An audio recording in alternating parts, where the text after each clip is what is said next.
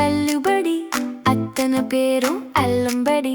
6 முதல் 60% வரை ஆடி தள்ளுபடியுடன் சூப்பர் சரவணா ஸ்டோர்ஸ், சென்னை, மதுரை, கோவை.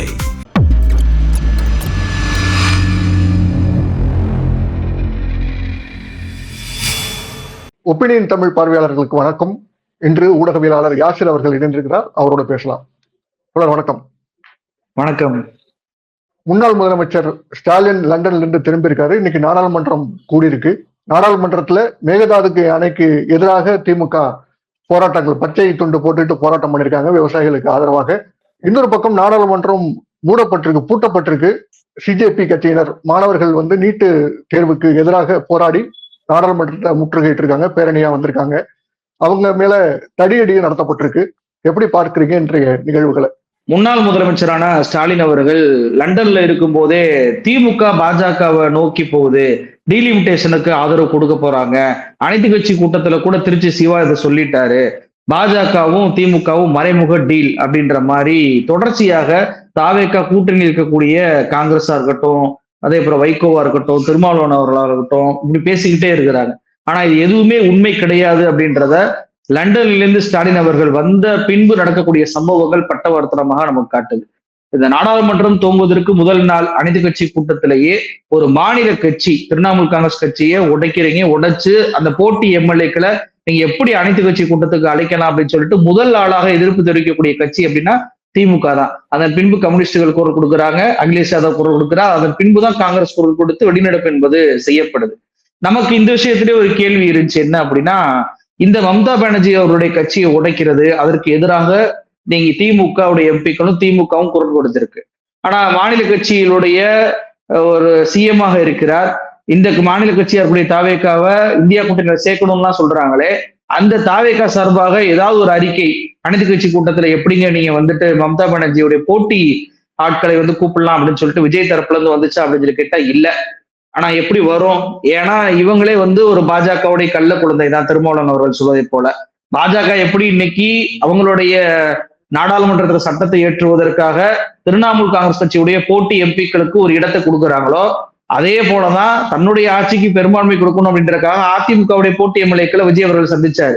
அவ 2 பேருடைய நிலைப்பாடும் இந்த விஷயத்துல ஒரே மாதிரி இருக்கு அப்படின்றதுனால இந்த பாஜகவுடைய கள்ள குழந்தை தான் தாவேகா அப்படின்றத திருமாவளவன் சொன்னது இன்னைக்கு 100க்கு 100 பொருந்தி போவதை பார்க்க முடியுது. இன்னைக்கு நாடாளுமன்றத்துல மேகதாது அணைக்கு எதிராக திமுகவுடைய எம்பிக்கள் பச்சை துண்டு அணிந்து சபாநாயகருடைய இருக்கைக்கு அருகிலே சென்று கோஷத்தை எழுப்பி தமிழ்நாட்டு உரிமையை நிலைநாட்டி இருக்கிறாங்க, குரல் கொடுத்திருக்கிறாங்க. நான் என்ன கேட்கிறேன் அப்படின்னா, இந்த நாடாளுமன்ற கூட்டத்தொடரில் கலந்து கொண்ட காங்கிரஸ் உடைய நிலைப்பாடு என்ன? இந்த மேகதாது அணை விஷயத்துல திருமாவளவன் அவர்களுடைய நிலைப்பாடு என்ன? மதிமுகவுடைய நிலைப்பாடு என்ன? அப்ப இவங்கள் யாருமே ஏன் திமுகவுடைய அந்த போராட்டத்தில் கலந்து கொள்ளவே இல்லை? சபாநாயகர் நோக்கி முற்றுகையிடக்கூடிய அந்த போராட்டத்திலையும் இல்ல, நாடாளுமன்ற வளாகத்துல திமுகவுடைய எம்பிக்கள் போராடிக்கிட்டு இருக்கிறாங்க, அப்பவும் இவர்கள் யாருமே அந்த இடத்துல இல்லாத பார்க்க முடியுது. மதிமுகவும் காங்கிரஸும் தாவேகாவோட கூட்டணின்னு சொல்லிட்டீங்க, கூட்டணியை தாண்டி அனைத்து கட்சிக்கு எல்லாரும் ஒன்றிணையக்கூடிய ஒரு பிரச்சனை தான் அந்த மேகதாது பிரச்சனை அப்படின்றது. திருமாவளவன் அடிக்கடி நாங்க திமுகவோட நட்பு சக்தியோடு இருக்கிறோம் அப்படின்றாரு. நட்பு சக்தியோடு இருப்பவர் தமிழ்நாட்டுடைய மைய பிரச்சனைக்காக போராடும் போது ஏன் கூட இருந்து அவர் அந்த போராட்டத்திற்கு ஆதரவு கொடுக்கல அப்படின்ற கேள்வி வருது. அப்போ காங்கிரஸ்காரர்கள் மேகதாது அணைக்கு எதிராக சபாநாயகரை முற்றுகையிட்டு கேள்வி கேட்பாங்கன்னு பார்த்தா அவரவர் இருக்கையில் அமைதியாக இருந்து கொண்டாங்க, வெறும் திமுக மட்டும் போராடுவதை பார்க்க முடியுது. அப்ப அந்த மேகதாது அணை விவகாரத்திலேயே எந்த அளவுக்கு தாவேகாவுடைய இந்த கூட்டணி கட்சிகள் அம்பலப்பட்டு போறாங்க பாருங்க. இது ஒரு புறம் இருக்க. நீங்க கேட்டீங்க இந்த டெல்லியுடைய இந்த போராட்டம் நாடாளுமன்றத்திற்கு கூட்டு போடப்பட்டிருக்கு அப்படின்னு சொல்லிட்டு. இந்த போராட்டம் என்பது அமைதியான முறையில நடந்துகிட்டு இருந்துச்சு. அதுல தேவையில்லாம தடியடியை நடத்துறாங்க. மாணவர்கள் அத்தனை பேருமே, இளைஞர்கள் அத்தனை பேரும் நாடாளுமன்றத்தை அமைதியான முறையில அதை நோக்கி முற்றுகையிட போறாங்க. ஆனா மோடிக்கு ஏற்பட்ட அந்த பயத்தை பாருங்களேன். அந்த போராட்டம் அந்த நாடாளுமன்றத்தை நெருங்குவதற்கு முன்பே அவர் நாடாளுமன்றத்துல இருந்து கிளம்பி வீட்டுக்கு போயிடுறாரு. அந்த நாடாளுமன்ற வளாகத்துல உடனடியாக போய் கேட்டை இழுத்து மூடுறாங்க. தீயணைப்பு வாகனத்தை நிறுத்தி ரெடியா ஏதோ மிகப்பெரிய தீவிரவாத தாக்குதல் நடக்கிற மாதிரி அப்படியே அந்த தண்ணி பைப்பை வச்சுட்டு நிக்கிறத பார்க்க முடியுது. வேன் ஒண்ணு நிப்பாட்டி அந்த வேனுக்கு பின்னாடி துணை ராணுவ படை ஏதோ தீவிரவாதிகளை நோக்கி ஆயுதங்களை ஏந்தி இருக்கிறதை போல, பார்டர்ல எப்படி ஒரு சண்டை நடக்குமோ அது மாதிரி அந்த நாடாளுமன்றத்திற்குள்ள அந்த துப்பாக்கியை ஏந்தி கொண்டு வாசல்ல யாராவது வந்தா சுட்டு வீழ்த்துவதை போல நிறுத்துவதை பார்க்க முடியுது. எதற்காக இவ்வளவு தூரத்துக்கு பதற்றப்படுறீங்க? அவனுடைய கோரிக்கை என்பது நீட் தேர்வு, வினாத்தாள் கசிவு, இதை குறித்து விசாரிக்கணும், மரணமடைந்தவர்களுக்கு நீதி என்பது வேணும், நிவாரணம் என்பது வேணும். அந்த ஒன்றிய அமைச்சர், கல்வித்துறை அமைச்சராக கூட தர்மேந்திர பிரதான பதவி நீக்கம் பண்ணணும் அப்படின்றது அவங்களுடைய கோரிக்கை. குறைஞ்சபட்சம் அவங்களை கூப்பிட்டு அழைச்சு பேசக்கூடிய அந்த நிலைப்பாடு கூட உங்கள்கிட்ட இல்ல. இப்பதான் ஜே பி நட்டா கூப்பிட்டு அழைச்சு பேசியிருப்பதாக தகவல் என்பது வந்திருக்கு. இந்த நீட் தேர்வை ஆரம்பத்திலேயே எதிர்த்த ஒரு கட்சி அப்படின்னா அது திமுக தான். இவ்வளவு பெரிய போராட்டம் நடந்துகிறது. இந்த போராட்டத்திற்கு நேரடியாக போய் திமுகவுடைய ஆராசா எம்பி அவர்கள் போய் ஆதரவு கொடுத்தார். காங்கிரஸ்ல இருந்து ஆதரவு கொடுத்தாங்க. ஆனா தாவேகா தரப்புல இருந்து யாராவது ஆதரவு கொடுத்தாங்களா? 2013 காங்கிரஸ் ஆட்சியை அகற்ற வேண்டும் என்று அண்ணா ஹசாரே ஒரு உண்ணாவிரதத்தை இருக்கும்போது நேரடியாக போய் ஆதரவு கொடுத்தவர் தான் விஜய். இன்னைக்கு வெக்கமே இல்லாம காங்கிரஸ் தாவேகாவுக்கு போய் ஆதரவு கொடுக்குது பாருங்க. ஒன்றிய அரசில் இருந்து காங்கிரஸை அகற்றியதே அண்ணா ஹசாரேவுடைய போராட்டம் தான். அதற்கு ஆதரவு கொடுத்தவர் விஜய். ஆனா அவங்களுக்கு போய் ஆதரவு. திமுக நடத்தக்கூடிய போராட்டத்திற்கு எந்த ஆதரவும் கிடையாது. இன்னைக்கு அந்த சோனம் வாங்சுக் அவர்களுடைய அந்த போராட்டத்திற்கும் தாவேகா சார்பாக ஆதரவு என்பது இல்லை. காங்கிரசுமே இன்னைக்கு அனைத்து கட்சி கூட்டத்துடைய அந்த கூட்டம் என்பது நடக்குது. அவங்களுடைய எதிர்கட்சிகளுடைய இந்தியா பிளாக்குடைய கூட்டம். அதுல நம்ம ராமர் கோயிலுடைய ஊழலை பற்றி மட்டும் பேசுவோம் அப்படின்னு சொல்லி காங்கிரஸ் இவ்வளவு பெரிய போராட்டம் ஜந்தர் மந்தர்ல நடக்கும் போது கூட குரல் கொடுக்காம வெறுமன ராமர் கோயில் விஷயம் மட்டும் பேசுவோம்னு சொன்னப்ப எதிர்கட்சிகள் அத்தனை பேருமே இல்ல, இவ்வளவு மாணவர்கள் இளைஞர்கள் போராடும் போது கண்டிப்பாக அது குறித்து நம்ம நாடாளுமன்றத்தில் குரல் கொடுக்கணும், பேப்பர் லீக் குறித்து பேச வேண்டும் என்று சொன்ன பிறகுதான் காங்கிரஸ் இன்னைக்கு பேப்பர் லீக் குறித்து நாடாளுமன்றத்தில் குரல் கொடுத்திருக்கிறாங்க. அப்ப எவ்வளவு பெரிய இளைஞர் போராட்டம் நடந்தாலும் மாணவர் போராட்டம் நடந்தாலும் அதை பற்றி எல்லாம் கவலை இல்லை. ராமர் கோயில் பிரச்சனை தான் நமக்கு பெரிய விஷயம் அப்படின்றதான் காங்கிரஸ் கட்சியோட நிலைப்பாடா இருக்கு. சரி, இதுல இப்ப நாடாளுமன்றத்துல மூடுறது, இளைஞர்கள் மீது இவ்வளவு தடியடி நடத்திருக்கிறாங்க. அந்த சிஜேபி கட்சியுடைய தலைவரே இப்ப எங்க இருக்காருன்னு தெரியல. துணை ராணுவ படை இறக்கப்பட்டிருக்கு. இவ்வளவு கலைவரம் நாட்டுல நடந்திருக்கு. ஒரு முதலமைச்சரா இருக்கக்கூடிய விஜய் அவர்கள் ஏதாவது ஒரு அறிக்கை விட்டாரா அப்படின்னு சொல்லி நான் தேடி பார்த்தேன். ஏன்னா அவர் தான் இளைஞர்களுடைய ஓட்டெல்லாம் வாங்கியிருக்கிறாரு. இளைஞர்களுக்கு நிறைய திட்டங்களை நான் செயல்படுத்துவேன், இளைஞர்கள் எல்லாம் நல்ல ஒரு முறையில பயன்படுத்துவேன்னு சொன்னவர் ஏதாவது ஒரு அறிக்கை விட்டுருக்கிறாரா அப்படின்னு சொல்லி தேடி பார்த்தோம் அப்படின்னா ஒரே ஒரு விஷயம் வந்திருக்கிறது. என்னன்னு பார்த்தோம்னா அவருடைய ஐடியில 5/9 ஒரு வீடியோ போட்டிருக்கிறாரு. மாணவர்கள் பத்தி தான் ஏதோ போட்டிருக்கிறாரு அப்படின்னு சொல்லி பார்த்தா ஜனநாயகன் படம் ஜூலை 23 ரிலீஸ் ஆகிறது அப்படின்னு சொல்லிட்டு அந்த ப்ரோமோ வீடியோவை வெளியிட்டிருப்பதை பார்க்க முடியுது. என்ன நாட்டுல நடந்துகிட்டு இருக்கிறது, இவர் என்ன விஷயத்துல இருந்து கொண்டிருக்கிறார், அதுலயும் அந்த ப்ரோமோ காட்சியில இவர் கோட் ஷூட் போட்டு இப்ப சிஎம்ஆ இருக்கக்கூடிய பிறகு இவர் போடக்கூடிய அந்த ஆடைகள் எல்லாம் அதுல போட்டிருப்பதை பார்க்க முடியுது. அப்ப சில காட்சிகளை சேர்த்திருக்கிறாங்க அப்படின்றத பார்க்க முடியுது. ஒரு பக்கம் ஜனநாயகம் படம் முடக்குறாங்க, வைக்கிறாங்க, பாஜக சதின்னு சொல்லி பேசிட்டு இன்னைக்கு அந்த படத்துடைய டைரக்டர் ஒரு விஷயத்த சொல்றாரு, சென்சார் எந்த காட்சியெல்லாம் நீக்கிச்சோ அந்த காட்சியெல்லாம் மறுபடியும் நாங்க சேர்த்திருக்கோம் அப்படின்றாங்க. அப்ப எல்லாமே பாஜகவும் தாவேகாவும் போட்ட நாடகமாக தெரியுது. இன்னைக்கு இந்த சிஜேபி நடத்தக்கூடிய போராட்டத்தை அட்ரஸ் பண்ணாம இருக்கக்கூடிய 2 கட்சி இந்தியாவுல இருக்குன்னா அது ஒண்ணு தாவேகா, இன்னொன்னு பாஜக. சரி, அப்ப சிஎம்ஆ இருக்கக்கூடிய விஜய் அவர்கள் இவ்வளவு பெரிய இளைஞர் போராட்டத்தை குறித்து எந்த ஒரு கருத்தையுமே சொல்லாம இருக்கிறார். ஏன்னா அவர் பாஜகவுடைய கள்ள குழந்தை, பாஜகவை எதிர்க்க மாட்டார். ஆனா டிஃபரன்ஸ் பாருங்க, திமுகவுடைய இளைஞரணி செயலாளராக இருக்கக்கூடியவர், எதிர்கட்சி தலைவராக இருக்கக்கூடிய உதயநிதி அவர்கள் சொல்றாரு, நீட் தேர்வு முறைகேடுகளுக்கு எதிராக அமைதியான முறையில பேரணியில் பங்கேற்ற சிஜேபி அமைப்பின் இளைஞர்கள் மீது காவல்துறை நடத்திய அத்துமீறல் வன்மையாக கண்டிக்கிறேன். டெல்லியிலிருந்து வரும் காட்சிகள் அதிர்ச்சி அளிக்கின்றன. அவர்களின் கவலைகளை களைவதற்கு பதிலாக அரசு தனது காவல்துறையை கொண்டு பதிலளிக்கிறது. இது ஜனநாயகத்தில் ஏற்றுக்கொள்ள முடியாது அப்படின்னு சொல்லிட்டு அறிக்கை விட்டுருக்கிறார். 2 விஷயம் ஒரே நேரத்தில் வருது. ஒரு பக்கம் விஜய் ஜனநாயகன் படத்துடைய ப்ரோமோ ரிலீஸ் பண்றாரு, இன்னொரு பக்கம் எதிர்கட்சி தலைவராக இருக்கிற உதயநிதி ஸ்டாலின் அவர்கள் இந்த போராட்டத்தை அங்கீகரித்து பாஜகவுக்கு எதிராக அறிக்கை விடுறாரு. இப்ப நான் பொதுமக்களுக்கு கேட்கிறேன், யாரு பாஜகவுடைய கூட்டு? நான் ஏற்கனவே மம்தா பானர்ஜி கட்சிக்கு குரல் கொடுக்கல. இவரு பாஜகவை எதிர்த்து நடக்கக்கூடிய அந்த சிஜேபி போராட்டத்துக்கு எதிராக குரல் கொடுக்க மாட்டாரு. நீட் தேர்வுடைய வினாத்தாளுக்கு கசிவுக்கு எதிராக நடக்கக்கூடிய அந்த குரலுக்காவது குரல் கொடுப்பாருன்னு பார்த்தா அதுவும் இல்லை. தர்மேந்திர பிரதானை பதவி நீக்கம் பண்ணணும் அப்படின்றதுக்கு அதற்காக குரல் கொடுப்பாருன்னா அதுவும் இல்லை.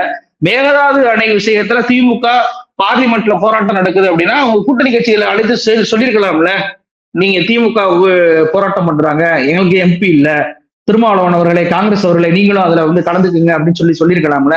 ஏன் சொல்லல? ஏன் ராகுல் காந்தி இந்த விஷயத்துல எந்த நிலைப்பாடு எடுக்காம இருக்கிறாரு? மாணிக்கம் தாக்கூர் பெரிய வீராவசனம் பேசினாரு, நாங்க கர்நாடக காங்கிரஸை எதிர்ப்போம் அப்படின்னு சொல்லிட்டு. ஏன் மேகதாது அணை விவகாரத்துல நீங்க நாடாளுமன்றத்துல ஏன் ஒரு வார்த்தை கூட பேசவே இல்லை? ரிசார்ட்ல தன்னுடைய கூட்டணி கட்சிகள் எல்லாம் அழைத்து ஒரு மீட்டிங்கை போடக்கூடிய விஜய் அவர்களுக்கு ரிசார்ட்ல இதே மாதிரி ரிசார்ட்டை கூட்டி மேகதாது அணை விவகாரத்துல நம்ம சட்டமன்ற தீர்மானம் போட்டிருக்கோம், நாடாளுமன்றம் கூட போகுது, நீங்க எல்லாம் அதற்காக பொருள் கொடுக்கணும், வைகோ பையன்ட்ட நீங்க வந்து ஒரு தீர்மானத்தை கொண்டு வாங்க, இல்ல திருமாவளவன் அவர்கள் கட்சியில இருந்து நீங்க ஒரு தீர்மானத்தை கொண்டு வாங்க, காங்கிரஸ் இருந்து ஒரு தீர்மானத்தை கொண்டு வாங்கன்னு சொல்லியிருக்கலாமே, ஏன் சொல்லல? திமுக மட்டும்தான் இந்த விவகாரத்துல நோட்டீஸ் கொடுத்திருக்கிறாங்க. இந்த நோட்டீஸை காங்கிரஸும் அங்கீகரிக்கல, விசிகாவும் அங்கீகரிக்கல, மதிமுக அங்கீகரிக்கல. அப்படின்னா இவர்கள் போடக்கூடிய அந்த வேஷம் இரட்டை வேஷமாக இருக்கா இல்லையா? பாஜகவுடைய கூட்டு தாவேகா தான் அப்படின்றது அம்பலப்பட்டு போயிருக்கிறது. பாஜகவுடைய கள்ள குழந்தை தான் தாவேகா என்பது தெரிந்தே திருமாவளவன் பயணித்துக் கொண்டே, ஆனா புரளி எப்படி கிளப்பி விடுறாங்க? திமுக பாஜக கூட்டு, திமுக டீலிமிட்டேஷன் வரைவு அறிக்கை ஒண்ணு வெளியாகவே இல்லை, அதற்குள்ள அதற்கு ஆதரவு தெரிவிச்சிட்டார் அப்படின்னு சொல்லிட்டு பரப்பிக்கிட்டு இருக்கிறாங்க. ஆனா திருச்சி சிவா தெளிவாக சொல்கிறார், நாங்க ஒருபோதும் தென் மாநிலங்களை வஞ்சிக்கக்கூடிய எந்த மசோதாவுக்கும் ஆதரவு கொடுக்க மாட்டோம்னு சொல்றாரு. லண்டன்ல இருந்து வீடியோ கால் மூலமாகவே ஸ்டாலின் அவர் சொல்லிட்டாரு, காங்கிரஸோட சேர்ந்து செயல்படாதீங்க, ஆனா மாநில உரிமைக்காக குரல் கொடுங்கன்னாரு. அதன் அடிப்படையில் தான் மம்தா பானர்ஜி கட்சிக்கு குரல், அதன் அடிப்படையில் தான் மேகதாது அணைக்கு எதிராக குரல். அப்படின்றப்போ எந்த அடிப்படையில் இவங்க வந்து இந்த பாஜக திமுக கூட்டணி அப்படின்னு சொல்லி பரப்புறாங்க அப்படின்றது வினோதமா இருக்கு. தமிழ்நாட்டுல விளாத்திக்குளம் எம்எல்ஏ மார்க்கண்டேயனை கைது பண்ணிருக்காங்க. அவதூறாக பேசினாரு, வன்முறையை தூண்டும் வகையில பேசியிருக்காரு முதலமைச்சர் விஜய் குறித்து அப்படிங்கிற மாதிரியான ஒரு வழக்கு, அதுல அவரை கைது பண்ணிருக்காங்க. இந்த விஷயங்களை எப்படி பாக்குறீங்க? அதாவது பேச்சுரிமை கருத்துரிமைக்கு எந்த ஒரு வாய்ப்புமே தமிழ்நாட்டுல இனிமே இருக்காது. வட இந்தியாவுல பாஜக எப்படி உத்தரப்பிரதேசத்திலையும் பீகார்லையும் மகாராஷ்டிராவிலையும் மத்திய பிரதேசத்தையும் ஆண்டுகிட்டு இருக்கோ அதே மாதிரி ஆட்சி தான் தமிழ்நாட்டிலையும் இருக்கு அப்படின்றதான் விஜய் அவர்கள் காட்டுறாரு.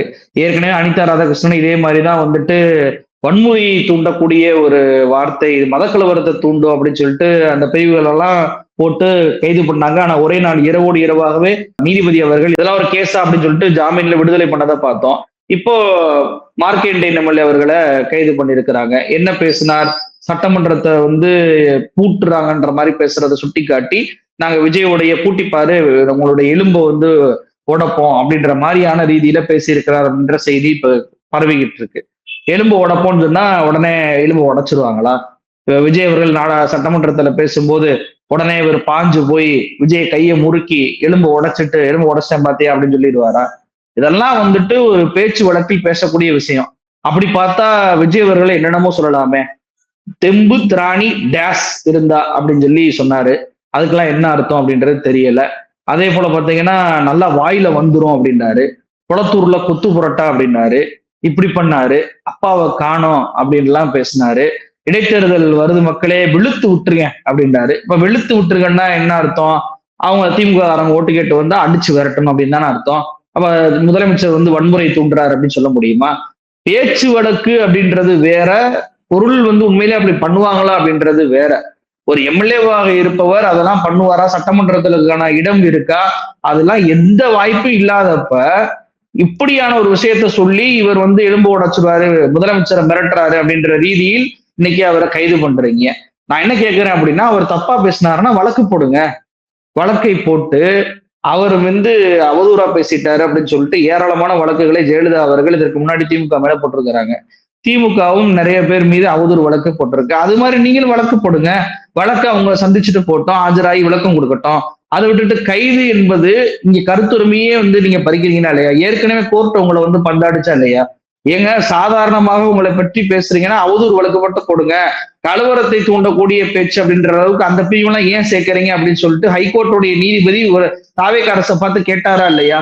இப்படி எல்லாம் கேட்ட பின்பும் கூட நீங்க வந்து இந்த அளவுக்கு மீண்டும் மீண்டும் நான் கைது பண்ணுவேன் அப்படின்னா, இதெல்லாம் பார்க்கும்போது எனக்கு பாஜகவுடைய மாடல் தான் ஞாபகம் வருது. இன்னைக்கு எப்படி சிஜேபி கட்சியுடைய தலைவர் எங்க இருக்காருன்னே தெரியல, சோனம் வாங்சுங்க அப்படின்ட்டு உள்ள போயிட்டு திடீரென அவரை தூக்கிட்டு வெளியே போனாங்களா 30 வினாடிகள்ல அவருடைய உண்ணாவிரதத்தை, அவர் அங்க இருந்த ஸ்பாட்ல இருந்த தடத்தையே வந்து காலி பண்ணாங்க.